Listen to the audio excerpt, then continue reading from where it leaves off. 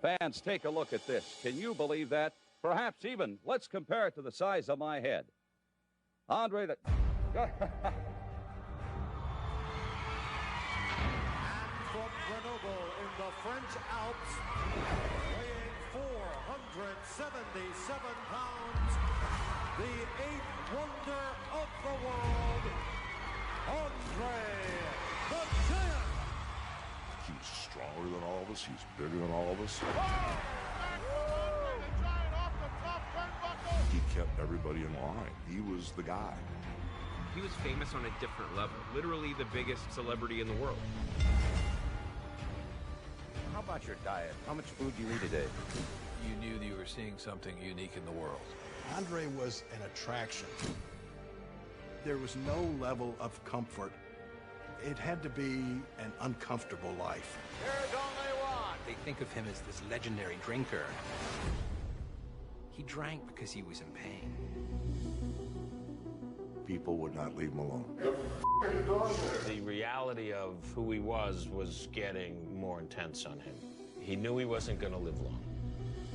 Month after month, you could see Andre failing. Andre commanded great respect. He was not the most articulate man in the world. Look at me when I'm talking to He spoke in other ways. Oh, boy, look at that. He was a figure of the imagination come to life. Mother Nature has done something really magnificent here. He did sports entertainment before there was sports entertainment. I can't believe it. This is unreal. Ladies and gentlemen, welcome to the podcast arena. Coming to the ring at this time... Oh, you didn't know? Your ass better call somebody! First, representing This Week in Geek, and from parts unknown, he is Mike, the Birdman, Don. I am one hardcore D-O-double-D. I'm a nice man.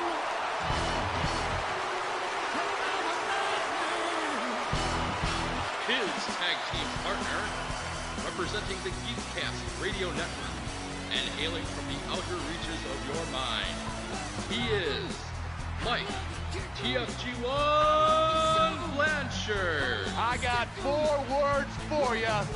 Check out my ass.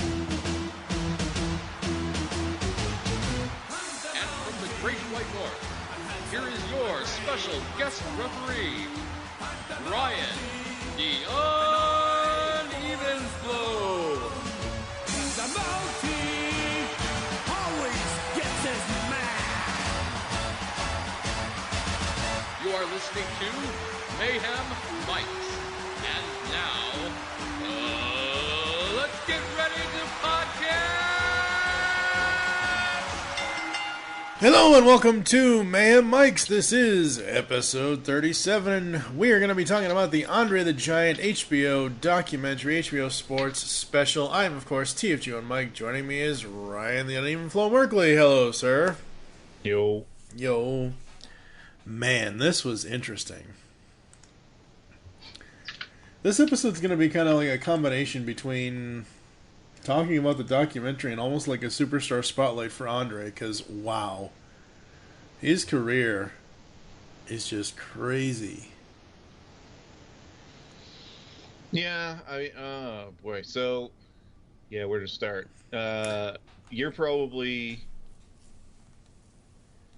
getting into it a little differently than I am. Screw it. I'll just start with the negatives. Okay. So, there's a couple things that stuck out to me. So, I've been a wrestling fan forever, and one of the stories I wanted to bring up is the fact I saw Andre the Giant wrestle in person against Jake the Snake Roberts in Cornwall when I was 9 years old. Okay. So that was a while ago, obviously. Obviously. But, he was definitely... I know the phrase gets thrown around a lot in this special and in general, but he was definitely larger than life. And if you ever saw him, trust me, it's memorable. Same with if you've ever seen The Undertaker come to the ring at all. That is also very memorable. But Andre is just a different specimen. He is, yeah. So this special was done by the ESPN 30 for 30 team. Mm-hmm. And I generally like how in-depth they get into certain topics. I kind of wish they had gone a little more in-depth on this. As somebody that grew up watching wrestling and listens to podcasts and that kind of thing, there was a fair amount of stuff that I had heard before and knew.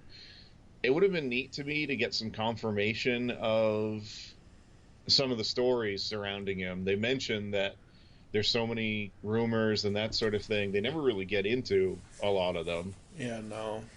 And I liked how they spoke with the family. I really wish they had spoken to his daughter a little more. There was really only the one segment. That kind of stuck out to me a little bit.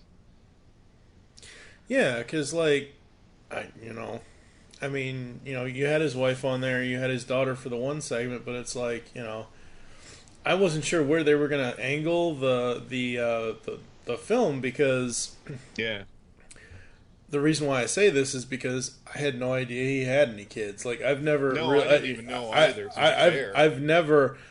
I don't look into personal lives of whomever. Yeah. It could be wrestlers, it could be this, it could be I don't Yeah. I just I like and respect them for what entertainment or sporting event or sports entertainment or whatever you want to call it, and whomever. It doesn't matter if it's wrestling or if it's cartoons or whatever. It's like, movies. I don't care. As long as Tom Cruise still gives me great Mission Impossible movies, I don't care what he does in who he's married to this week.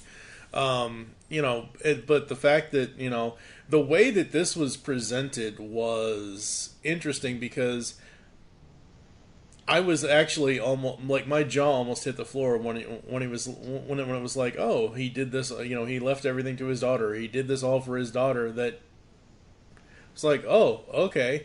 And you got to remember, though, his career was, years and, decades and decades and decades ago, when there was no social media, there was no internet, there was no, celebrities' private lives were actually private. I mean, you had to read something in the newspaper to find out about whatever. Yeah, it just would have been nice to see a bit more of the familial life for him. Having said that, just taking this in order now, I loved most of this, actually, and I really enjoyed the opening bits, just talking about his time growing up, and his time in France growing.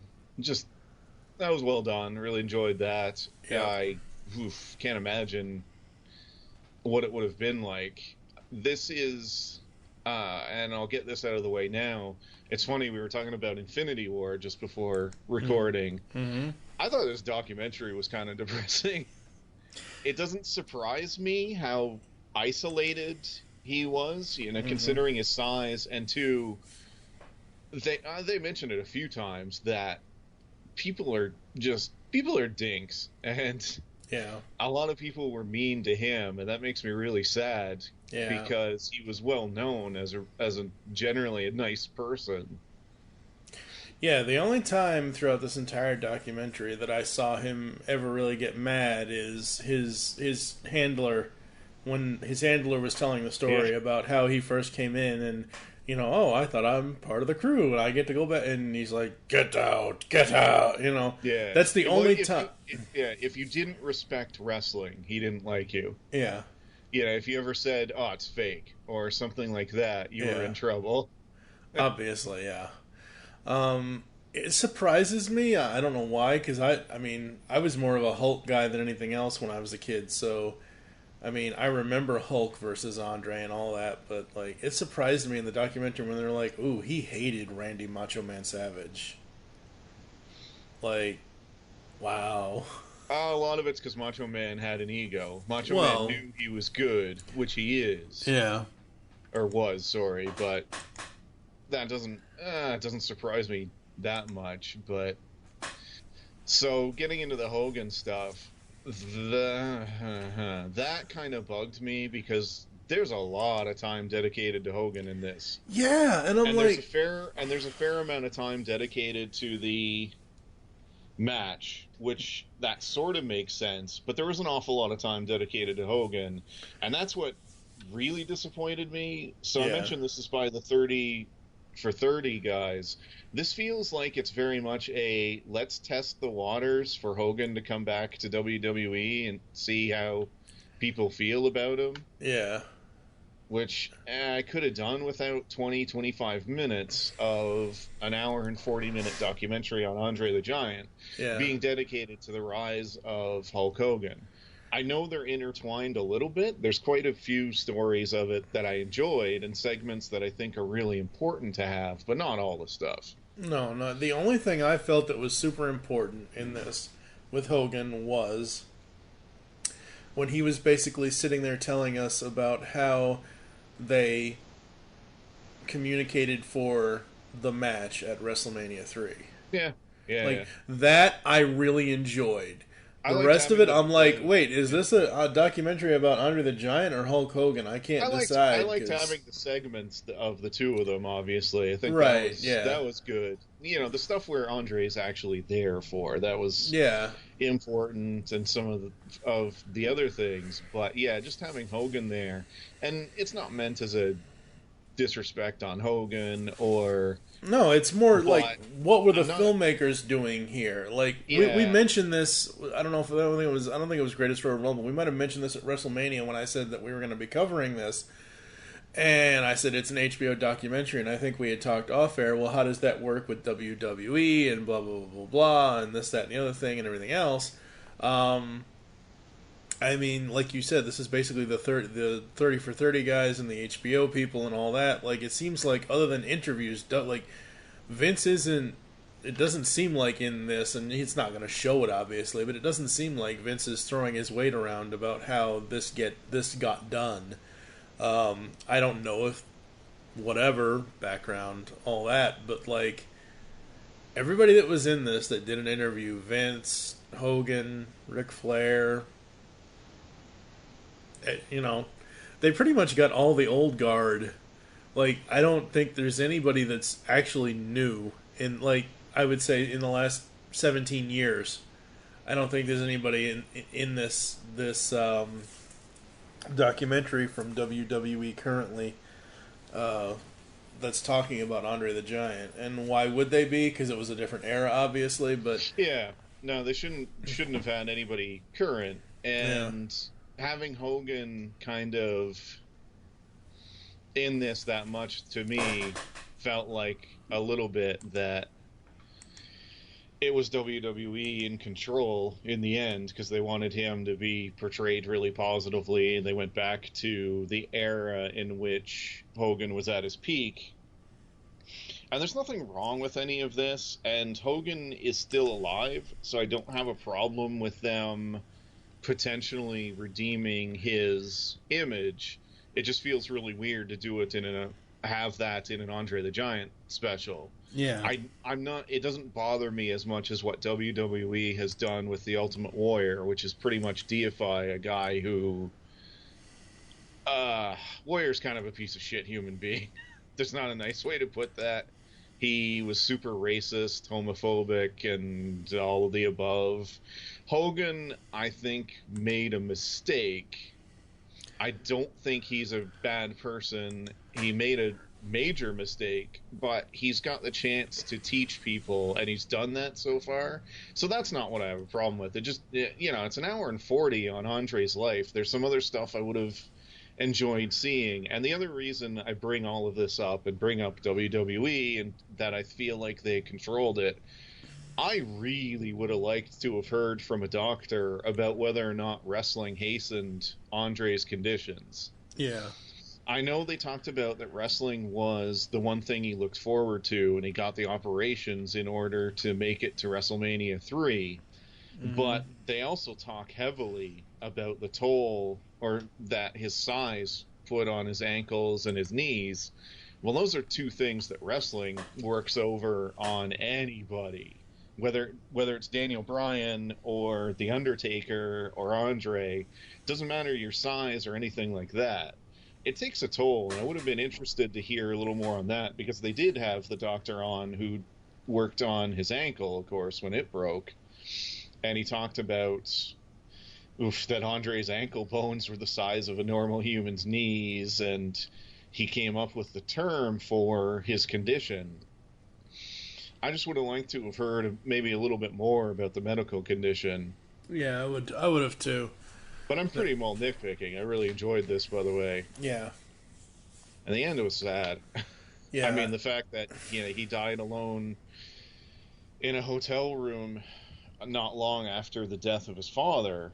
Yeah. Oof. I mean, especially for a guy who loved people, I think, the way he did, but he was unable to be close to a lot of people.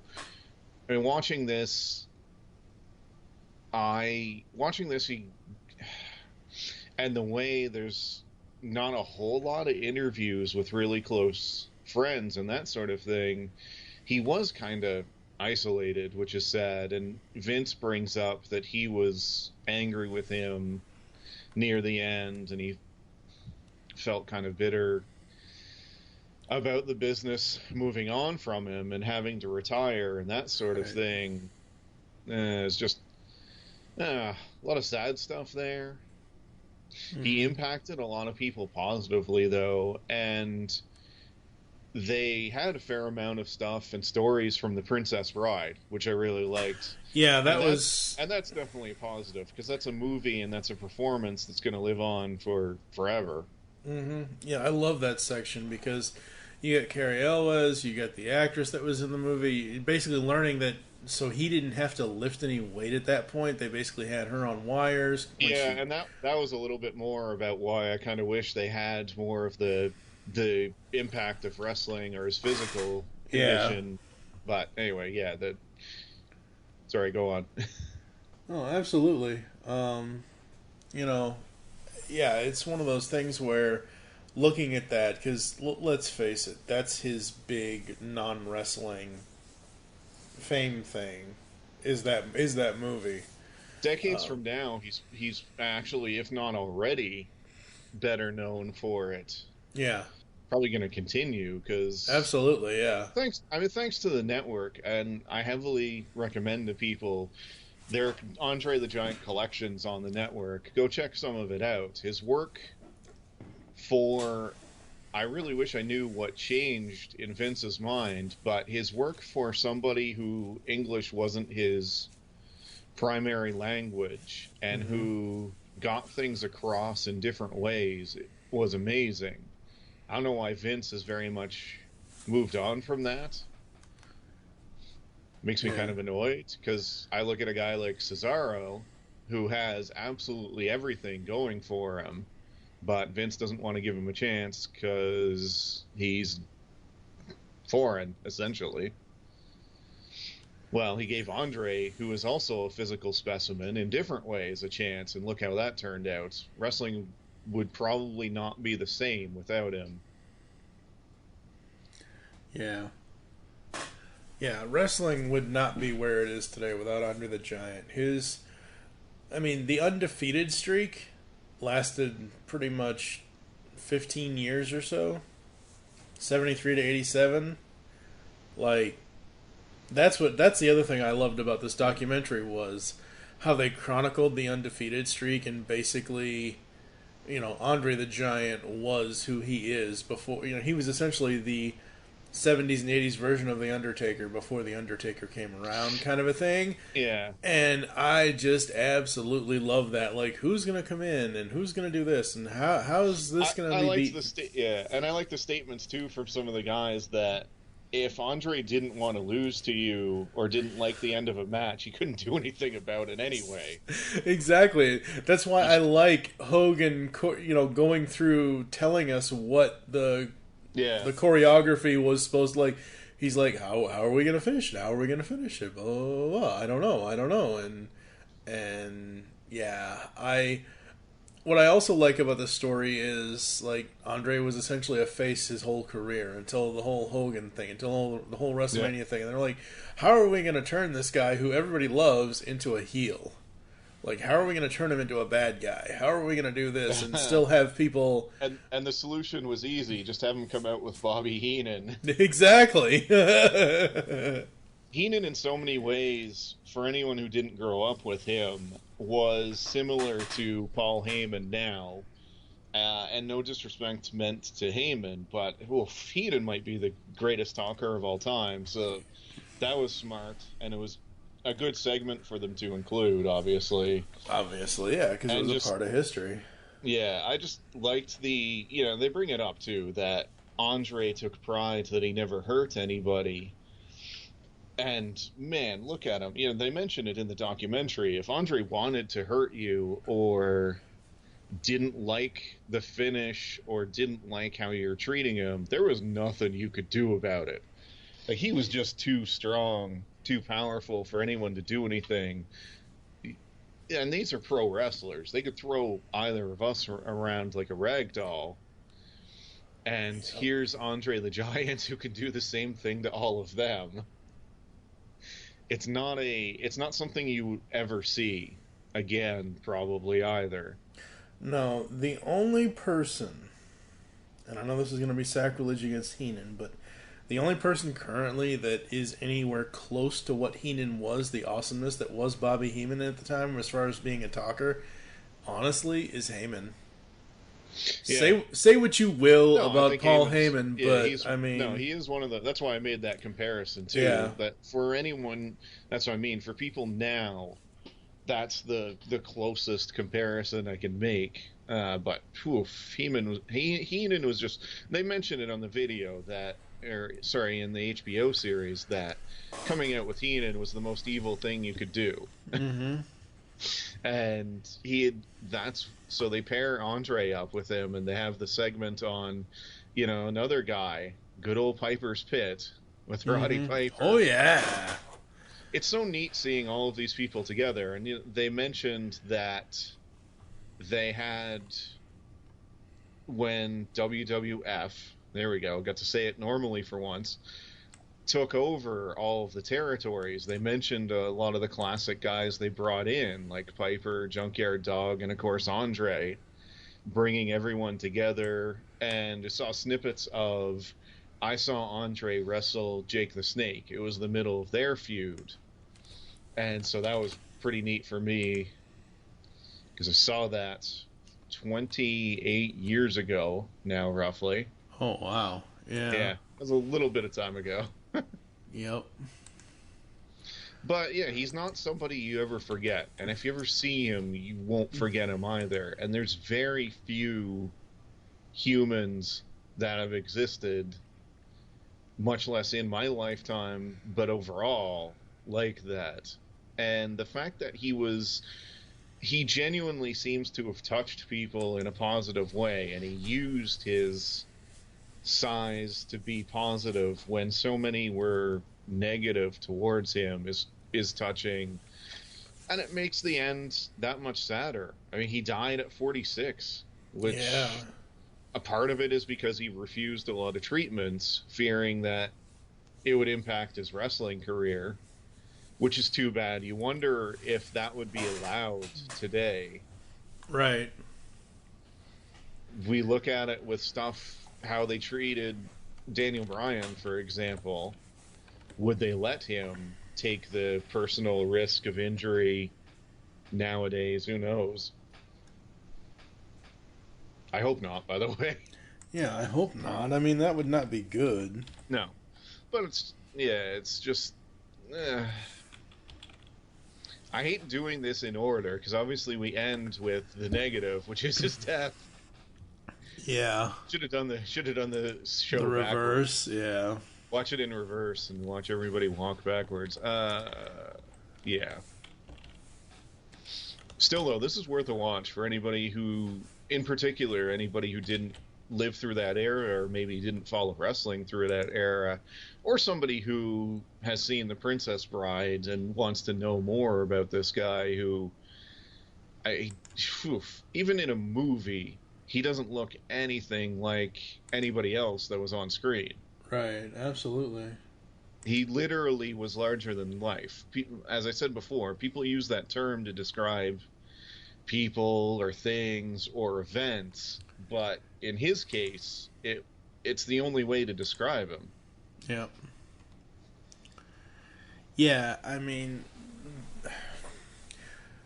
like, again, what I liked at the beginning of it is how his mom and his brother are talking about him growing up, quite literally growing up, and the giganticism and all of that, and just the struggles he had to go through. And yeah, you're right, it is kind of sad that they end on his death, but I don't want to sound disrespectful here, but there's no other place you could really end on.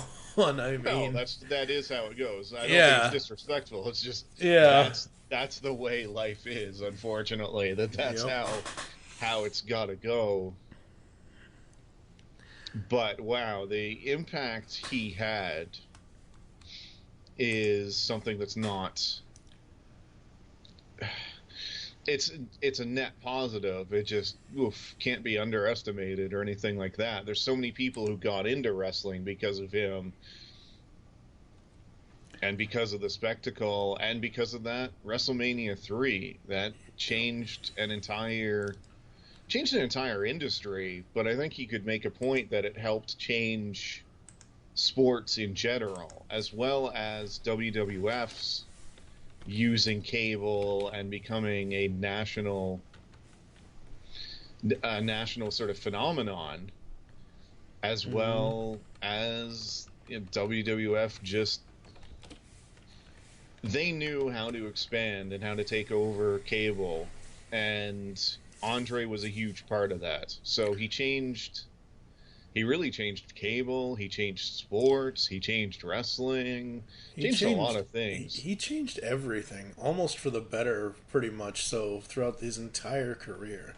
That's the other thing about this, is they basically give us and everybody else watching it that may not know what we know, a history of wrestling and the territories and all that, and basically how Vince Jr., Vincent Kennedy McMahon basically came in and took over pretty much the entire world at this point. And took over from his dad, too. So. Yeah. Vince. Always the businessman. Yep, pretty much. So, anything else we want to say about Andre?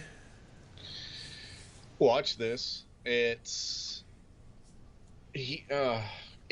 There were so many times that I was touched on this, or touched by this, touched watching this by his life. And as I said before, it's worth it whether you're a fan of him or not. And it was well done enough that, I definitely think it's worth it for people to watch. I think the ESPN 30 for 30 ones on different wrestlers, in particular the Scott Hall episode, was also excellent and worth a watch for people. Also also a tough story at points. But Andre lived 46 years, which the sad part is a lot of them weren't painless years. They mentioned, we brought up too the time on Princess Bride, but they brought up, Carrie Elwes told the story that he drank so much to get away from the pain. That's how he did it, and that's a sad aspect. But the positives are he did live 46 years, and he did really kind of change things for the positive. You watch how Billy Crystal and Carrie and everybody that was associated in particular with the Princess Bride segments, watch how they beam when they talk about him. He changed people's lives for the positive that he met, and that's something that no matter how much time or how little time he got to spend, not everybody can say, and that's it's a net positive. And I hope whatever you believe, I hope he's able to know that he changed a lot of people and he changed a lot of things for the positive in his short time here. Yeah, he did, absolutely. They do, obviously, because it was part of his life. they do focus a little bit on the drinking, and everybody that talked about it is like, yeah, Andre can't just drink a beer. Andre didn't really like beer. Andre liked wine, and Andre didn't just drink one glass of wine. He drank a whole case of wine, like, 21, yeah. Yeah, exactly. Like, just looking at, like, there's an image in the documentary of him holding a single beer bottle, and the beer bottle looks like it's nothing in the palm of his hand. I mean, blink and you miss it kind of a thing. Oh, yeah. He just... then the pictures of his feet beside other people, or his hands, or... My favorite moment is him and Mean Gene, when Mean Gene's like, look at the size of his hand compared to mine, and then just without anything, Andre just puts his hand over Mean Gene's face, and I just love that, because I am a huge fan of Mean Gene. I've always been a huge fan of Mean Gene. And he's like, wow. I'm like, yeah, wow. Yeah. It's so crazy. I mean, there really is no other score to give this documentary other than, 5 out of 5 or 10 out of 10 or whatever. Do we wish certain things were focused on more than others? Yes. But it's the life and time of the guy, and with what his career was, and who was always in his corner, and most of the time that was Hulk, whether they're facing each other or whether they're friends. Yeah, I just absolutely dug this. This was so good. It was a blast overall, and as I said before, it's worth watching, really, no matter who you are, fan or not fan or whatever. Exactly. Side question. Yes. So, one of the negatives with these HBO documentaries and the ESPN 30 for 30s, how available was this to you? I don't really want to get into this too much, but I had trouble finding this in a easy or legal manner. I found a legal manner because I have something here in the States that just Canada just doesn't like, or the service doesn't like Canada, or doesn't want to be in Canada. It's called Hulu. You can add premium stuff to Hulu, and I got a 1-week free trial for HBO versus having to pay $14.99 a month right off the bat. So I'm going to obviously have to cancel that, because while I love HBO, I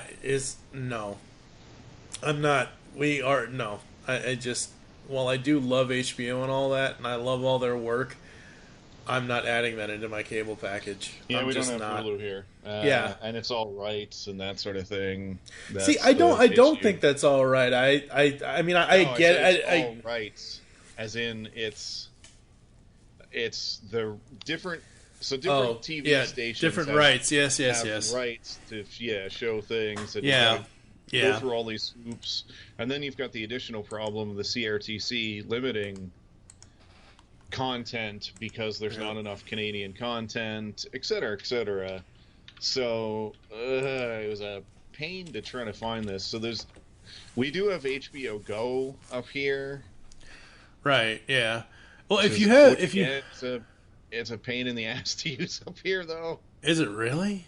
I find it is, and another subscription for a lot of stuff that I just get on Blu-ray when it comes out. Yeah. So for their shows, I picked up Westworld, and I buy Game of Thrones on Blu-ray when they come out, rather than illegally download or some of the other alternatives. But there's not enough stuff that I don't own or that I don't buy for me to justify using HBO Go as yet another separate service. I already have Netflix and all these others. Right, yeah. I buy TV seasons from Google Play frequently, which is not half bad, and stuff like that. But what happened to everything being easier to find because of... Yeah, really? Yeah, it's crazy. But yeah, the good thing here in the States is, yes, there is HBO Go. Yes, I could have added HBO with my cable package kind of a thing, but it's just so much easier to just do it as an add-on through Hulu since they offer it. And they offer a 1-week free trial, so I was only going to watch one thing, which was this one thing. So, I mean, technically, I watched it for free, but I watched it for free legally. So what you're saying is we're never doing any HBO specials again until they give you another free trial. Possibly. Who knows? Anywho. I don't know. Coming up next, folks, we have the first co-branded pay-per-view. Since they're not doing the split brands anymore, we have Backlash. Are you ready for the Backlash? No. Oh, boy. I barely know what the card is. Part of that's because we just had the Royal Rumble. Yeah. And some of the stuff was just set up for Backlash matches. Other stuff it was just to do for the Rumble, which is fine. I don't mind when they do this every once in a while. I wouldn't want them to do it every month where they have got 2 pay-per-views or a big event and then the pay-per-view right against each other. So I'm not complaining. It just... Yeah. Yeah, I don't know. It's just crazy. I'm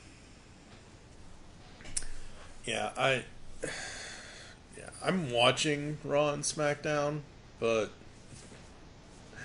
I don't know. I enjoyed Raw, partially because it was from Montreal, and yeah, absolutely, that was awesome. It hasn't been a secret that I'm a huge fan of Sammy and Kevin. If you're Vince, you have to be really concerned though about the fact. I know it's his home country, but you have to be concerned about the fact that Jinder got cheered more than Roman. That is problematic. Not to mention, we've talked about it a few times, but man, Braun Strowman beat up Sammy and Kevin and still got cheered.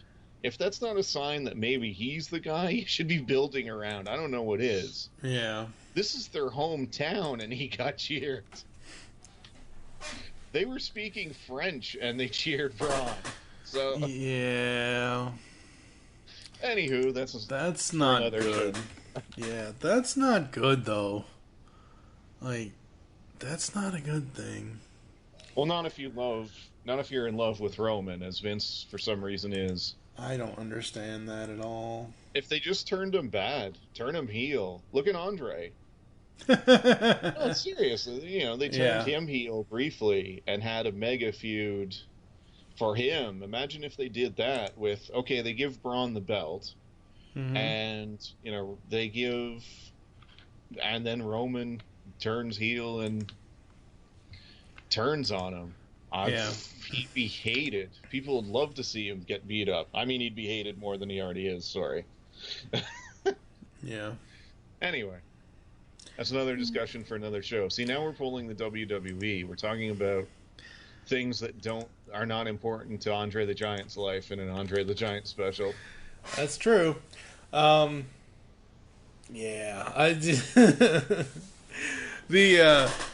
Actually, there is one cool thing that happened between Greatest Royal Rumble and now. One of my tweets actually got liked by Titus O'Neil. Nice. It was the one where I said something about obviously the trip and fall. Yeah, I said WWE Graves 13's reaction to Titus O'Neil tripping into the ring at WWE GER is priceless. So great. Titus O'Neil favorited that, so that was kind of cool. Nice. Yay, I'm Twitter famous. Not really. It's alright. I don't care.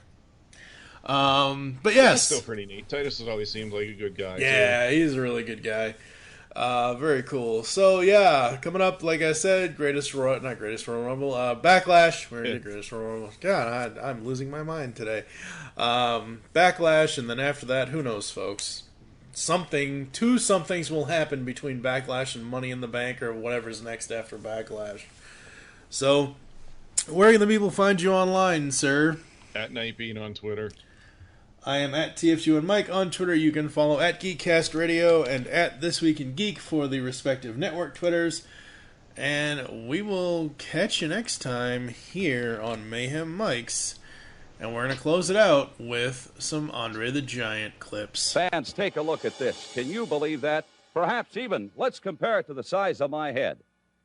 Andre commanded great respect. He was not the most articulate man in the world. Look at me when I'm turning to He you. spoke in other ways. Oh, boy, look at that.